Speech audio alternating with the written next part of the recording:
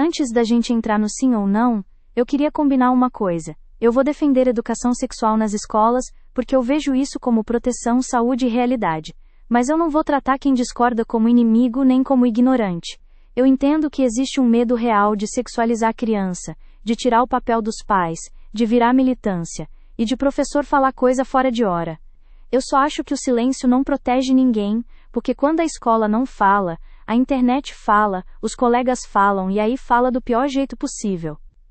Então eu queria te ouvir com honestidade. Quando você diz sou contra, você é contra a existência do tema na escola ou é contra do jeito que tem sido feito sem consistência e sem idade certa? Eu aceito o acordo. E eu vou ser bem direto. Eu não sou contra falar de corpo, puberdade, respeito e segurança. Eu sou contra a ideia de que educação sexual vire um pacote sem limite, que entra em assuntos íntimos e morais, de um jeito que ignora a família. E eu também sou contra começar cedo demais com linguagem errada. Para mim a pergunta não é sim ou não, é o que exatamente, quem ensina, com que material, com que controle e quando. Porque eu já vi casos em que isso virou confusão, constrangimento e até uma sensação de que a escola está ensinando valores em vez de ensinar proteção. Minha pergunta para você é, quando você fala educação sexual, do que você está falando, concretamente? Porque tem gente que entende como proteger do abuso, e tem gente que entende como ensinar sexo. E isso muda tudo. Eu concordo, o nome já causa ruído. Eu não estou falando de ensinar sexo para criança. Eu estou falando de uma educação que acompanha o desenvolvimento. Criança pequena não precisa de detalhe de vida sexual. Criança pequena precisa de linguagem de segurança. Precisa saber que o corpo dela tem limites, que ninguém pode encostar onde ela não quer, que ela pode dizer não, que existe diferença entre carinho e invasão, e que existe adulto confiável para pedir ajuda. E principalmente precisa aprender a não carregar segredo que dói. Isso não é sexualizar, isso é proteger.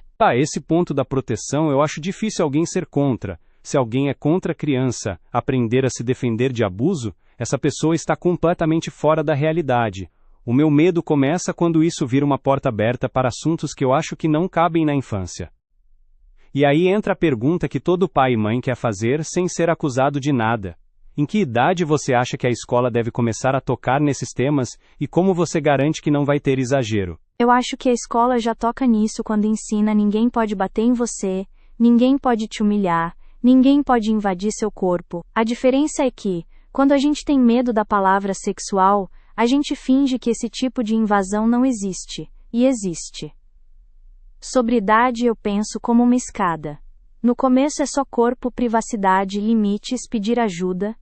Depois, conforme a criança cresce, entra a puberdade e mudanças do corpo com naturalidade, porque é inevitável e acontece. E quando vira a adolescência, aí sim entra a conversa mais direta de saúde, riscos, pressão, consentimento, prevenção, internet e pornografia, porque essa realidade já chega antes da maturidade. Quando você fala pornografia e internet, é aí que meu alarme dispara. Porque eu consigo imaginar uma escola falando disso de um jeito totalmente errado, expondo a criança a coisas que ela nem sabia, e criando curiosidade onde não precisava existir. Eu sei que adolescente já encontra, mas e os mais novos?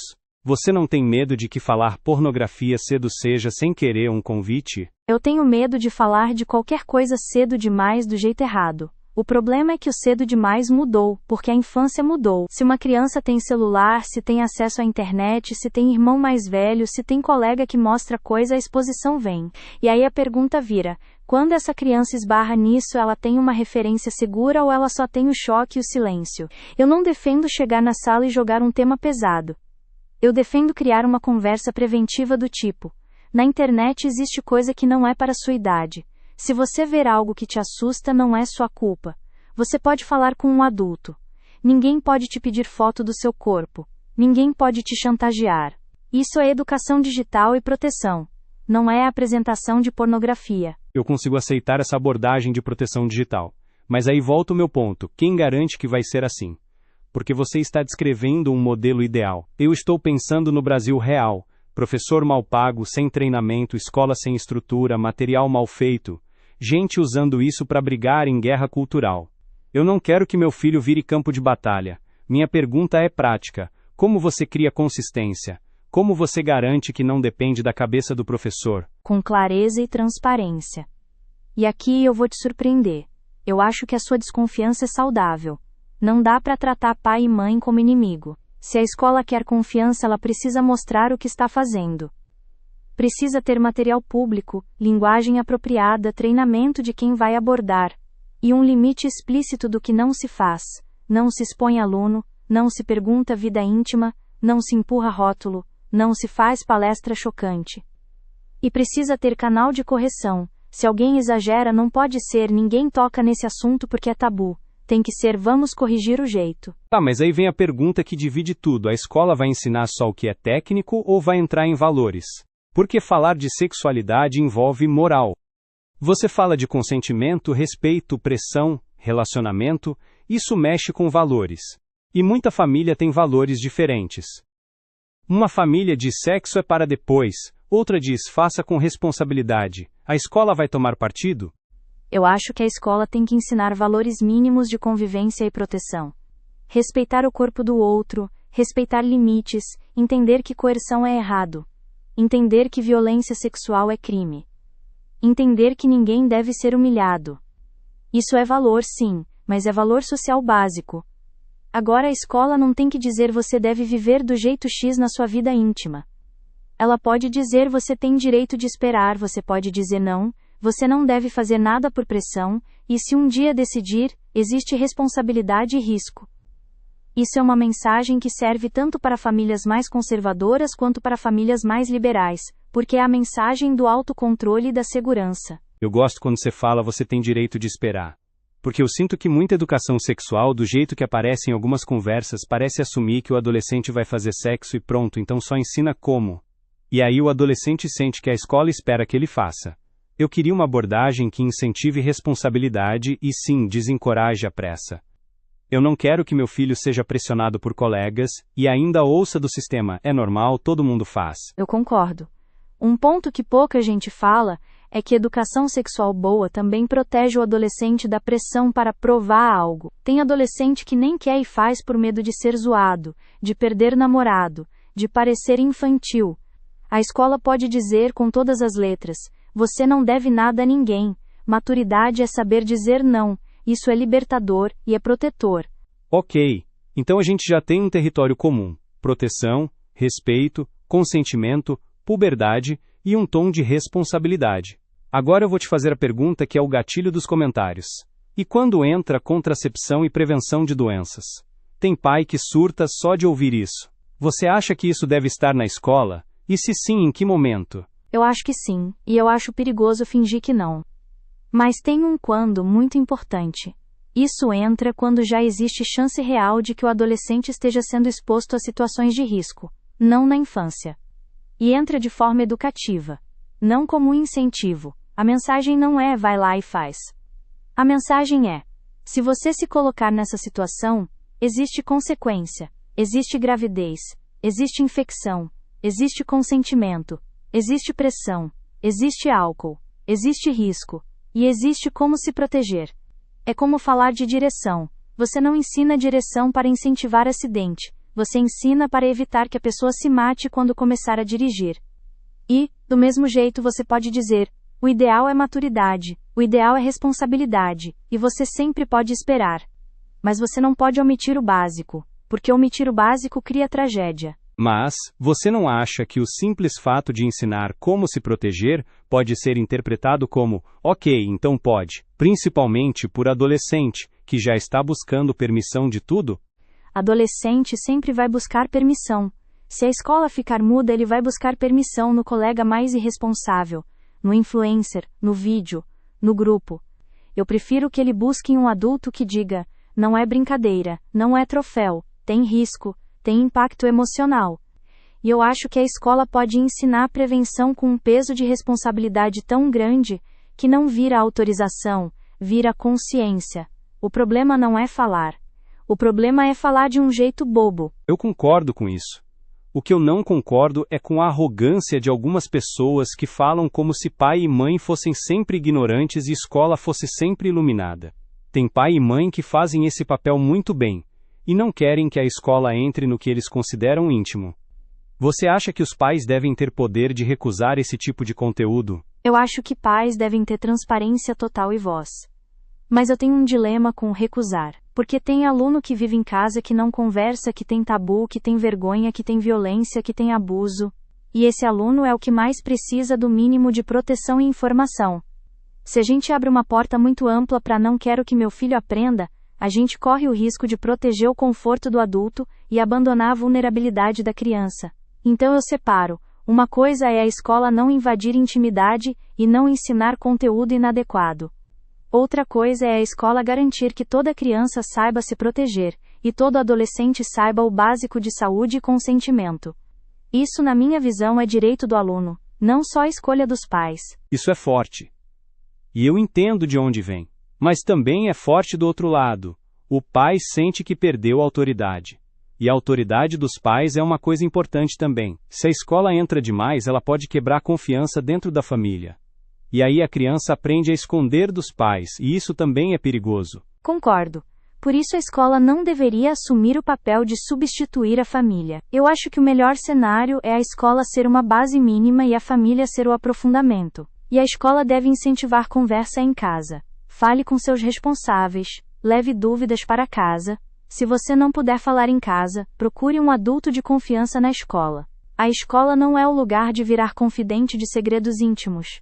A escola é lugar de instruir e proteger. Você falou algo que para mim é central: abuso. Muita gente só entende a importância de educação sexual quando entende que isso pode ser literalmente uma ferramenta de prevenção de abuso. Mas aí vem uma outra preocupação. Falar disso pode assustar criança, pode deixar criança paranoica, pode fazer ela desconfiar de todo adulto. Como você fala de abuso sem traumatizar? Você fala com linguagem simples, com calma, e com foco em limites e confiança, não em medo. A mensagem não é o mundo é perigoso, todo mundo quer te fazer mal. A mensagem é você tem direito sobre seu corpo, você pode pedir ajuda, e ninguém que te ama vai exigir segredo que te dá medo. Criança pequena entende isso sem ficar paranoica se for bem conduzido. E isso vale para vários assuntos. Você ensina a atravessar a rua sem transformar a rua num monstro. Você ensina a não falar com estranho na internet sem transformar o mundo inteiro num pânico. É educação de segurança. Ok. Agora eu vou trazer um tema que é a bomba da bomba: identidade de gênero e orientação sexual. Porque é aqui que muita gente que aceita puberdade e abuso diz, agora não. Você acha que a escola deve tocar nisso? E se sim, em que termos? Eu acho que a escola inevitavelmente toca nisso porque os alunos vivem isso. Existe bullying por parecer diferente, existe humilhação, existe sofrimento real. E existe aluno que se sente errado e sozinho. Se a escola finge que não existe, ela deixa o aluno à mercê do preconceito e da internet. Agora, tocar nisso não precisa ser virar aula de rótulos. Pode ser uma mensagem de convivência. Ninguém merece ser agredido por ser diferente. Respeito, não humilhar, não perseguir, procure ajuda. E conforme a idade sobe, dá para falar de forma mais madura sobre como lidar com dúvidas, como procurar apoio psicológico se precisar, como respeitar o outro. Eu não defendo o professor encaminhando o aluno para identidade nenhuma. Eu defendo escola como espaço que reduz violência e sofrimento. Eu concordo com combater bullying. A escola tem a obrigação de impedir humilhação. Mas eu tenho medo de que isso vire promoção de um conjunto de ideias, e que a criança saia achando que precisa escolher uma identidade cedo, ou que qualquer fase vira rótulo. Eu já vi adolescente confuso, e eu não quero que a escola amplifique confusão. Eu quero que a escola acalme, não que agite. Isso é muito sensato. Adolescente é vulnerável a modas, a grupo, a pressão. E por isso a escola deve ser sóbria. A escola não deveria incentivar rótulo nem fazer espetáculo. Ela deveria dizer: você não precisa se apressar em se definir. Você não precisa performar nada para ser aceito, e você merece respeito enquanto descobre quem é. Isso reduz a ansiedade, em vez de criar. Você está descrevendo uma escola muito adulta. Eu queria acreditar que isso é o padrão, mas eu sei que muitas vezes não é. E aí a minha insistência volta. Consistência e controle. Como você garante que não vai virar um professor, lacrando em sala e gerando conflito com pais? Com regras institucionais claras. O professor tem que saber: isso não é meu palco, E os pais têm que saber, isso não é segredo. Material acessível, objetivos claros, linguagem adequada por idade. E também com uma postura de humildade. Escola não pode ter arrogância com a família. Tem que chamar a família para perto, explicar o que é e o que não é, abrir para dúvidas, acolher preocupações. Quando você trata o pai como inimigo, ele vira inimigo. Quando você trata como parceiro, ele tende a baixar a guarda. Isso é verdade. Muita briga nasce do tom. O pai ouve um boato, entra em pânico, vai para a escola armado de raiva. A escola responde com desprezo e pronto. Guerra cultural. E quem perde é o aluno, porque a discussão vira disputa de adulto e o adolescente continua aprendendo no lugar mais perigoso, sozinho. Tá, então vamos tentar ser ainda mais concretos sem virar lista de tópicos. Você diria que existe uma idade em que é cedo demais para qualquer menção sobre sexo em si, tipo ato sexual, reprodução, essas coisas? Você acha que isso deve ficar totalmente fora da infância? Eu acho que ato sexual, como tema direto, deve ficar fora da infância, sim. Infância deve ser corpo, privacidade, limites, respeito e, no máximo, uma explicação muito simples de que bebês nascem de um processo biológico, sem detalhar ato, porque criança pergunta como o bebê entra na barriga, e a escola ou a família precisa responder sem trauma. Mas isso é diferente de dar aulas sobre sexo. Criança não precisa disso. Ok. E aí, na pré-adolescência, você acha que puberdade e mudanças do corpo devem ser obrigatórias? Porque tem pai que fala, isso é assunto meu. Eu acho que puberdade é tão universal e tão inevitável que a escola deve garantir que ninguém passe por isso no escuro. O que acontece hoje é uma crueldade silenciosa. Menina acha que está doente quando menstrua. Menino se desespera com mudanças do corpo. E ninguém fala. Isso vira vergonha, bullying, risco. A escola pode tirar esse peso. E de novo, não precisa ser invasivo, não precisa ser vulgar, não precisa ser aula constrangedora. Precisa ser um espaço que normaliza o corpo sem erotizar. Eu concordo. E aí vem a adolescência. Prevenção, consentimento, pressão. Eu aceito que isso exista, especialmente consentimento e violência. O que eu quero evitar é que isso vire uma espécie de manual prático. Você concorda com a ideia de que educação sexual deve ser mais sobre decisão e consequência do que sobre instrução? Concordo. Eu acho que o centro é decisão, consequência e respeito. A informação técnica entra como parte de proteger a vida, mas o foco é maturidade e cuidado. E também saúde mental, porque muita escolha sexual é feita para preencher vazio, para ganhar aprovação, para não ser abandonado. Isso é pesado e precisa de conversa honesta. Agora eu vou te apertar num ponto que eu acho que o público vai querer ver. Quem deve ensinar? Professor comum? Profissional de saúde? Psicólogo? Porque eu tenho medo de professor improvisando. Eu acho que o professor pode ensinar parte se for treinado e se tiver suporte. Mas eu acho muito válido ter participação de profissionais de saúde em momentos específicos, porque eles sabem falar com técnica e sobriedade. E também acho que a escola precisa de um jeito seguro de responder dúvidas sem virar exposição. Tem aluno que tem vergonha de perguntar ao vivo.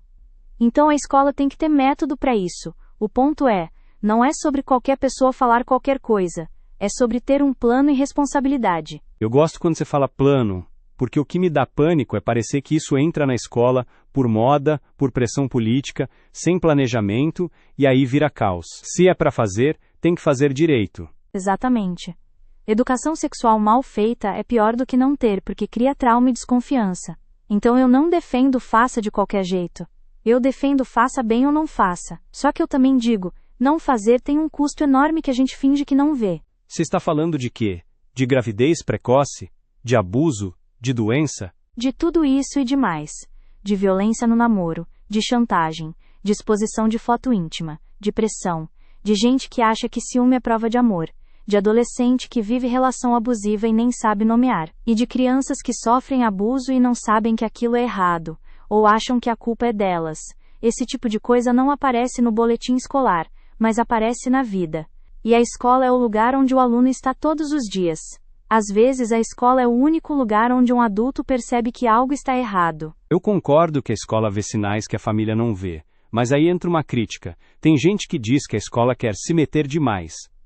Só que, ao mesmo tempo, quando dá tragédia, todo mundo pergunta, onde estavam os adultos? A escola sempre apanha. Pois é.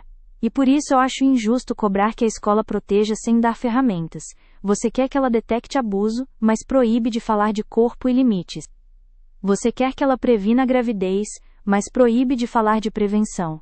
Você quer que ela combata bullying, mas proíbe de mencionar diferença. A gente não pode pedir resultado e proibir método. Eu entendo.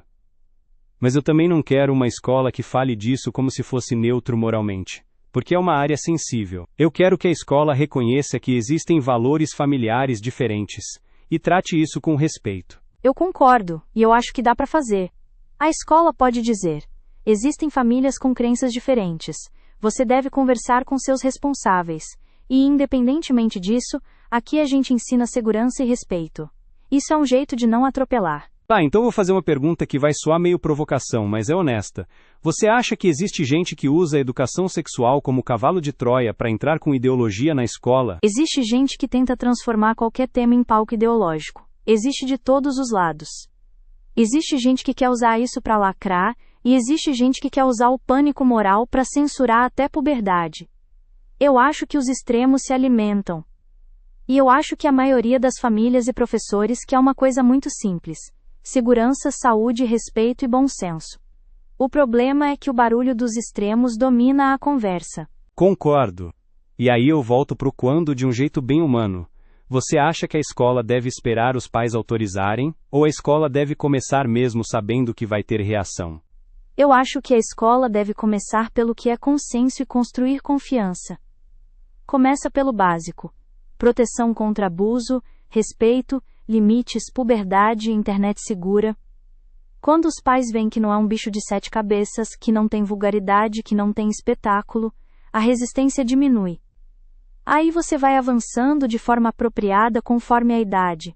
A escola não precisa começar pelo tema mais polêmico. Precisa começar pelo tema mais necessário. Isso é estratégico. Eu gosto. Porque muitas vezes o debate começa pelo ponto mais explosivo e esquece o essencial. O essencial é proteger criança e orientar adolescente. Exato. E tem um ponto que eu acho que você vai concordar. A palavra consistente é chave. Consistente é não aparecer uma palestra aleatória uma vez por ano. E pronto. É ser um conteúdo que acompanha o aluno, que repete mensagens de proteção, que amadurece com o tempo, que não depende de improviso. E consistente também significa que a escola não pode dizer isso é tabu, e depois se surpreender quando acontece crise. Então eu vou tentar resumir minha posição de um jeito que o público entenda e você me diz se eu estou sendo injusto. Eu não sou contra a educação sexual. Eu sou a favor de uma educação de segurança e saúde, com começo cedo no que é proteção, e com muito cuidado para não entrar em conteúdo adulto cedo demais. Eu quero transparência total para pais, e um controle para evitar militância. Eu quero que a escola não vire rival da família, é isso. Eu acho um resumo justo. E agora eu vou tentar resumir o meu, e você me corrige. Eu sou a favor de educação sexual como proteção e saúde, porque o silêncio não protege, e a internet ocupa esse lugar de forma perigosa. Eu defendo progressão por idade, linguagem apropriada, foco em consentimento, respeito, prevenção e segurança digital, e transparência com os pais. Eu não defendo exposição de aluno, nem professor militante, nem conteúdo inadequado na infância. Mas eu também não aceito que o medo de polêmica impeça a escola de dar o mínimo a quem precisa. É isso. Fica no medo do escorregão. Você confia mais que dá para desenhar um sistema bom. Eu temo que, na prática, vire bagunça e ideologia, e que os pais percam o controle do que está acontecendo. E também fica na linha do que é mínimo obrigatório, e do que deveria ser decisão da família. E eu diria que a discordância também fica no peso que cada um dá para o risco do silêncio. Eu vejo o silêncio como um risco enorme e imediato. Você vê a intervenção mal feita como um risco enorme e imediato. E agora a gente termina do jeito que você gosta, sem coroar vencedor. Porque eu acho que o público vai se dividir. Tem gente que vai ouvir você e pensar: faz sentido, a vida real é perigosa. E tem gente que vai ouvir eu e pensar: faz sentido, não dá para confiar cegamente. E talvez a melhor resposta esteja no meio. Sim, educação sexual na escola, mas com transparência, progressão por idade, foco em segurança, e com a família como parceira, não como inimiga.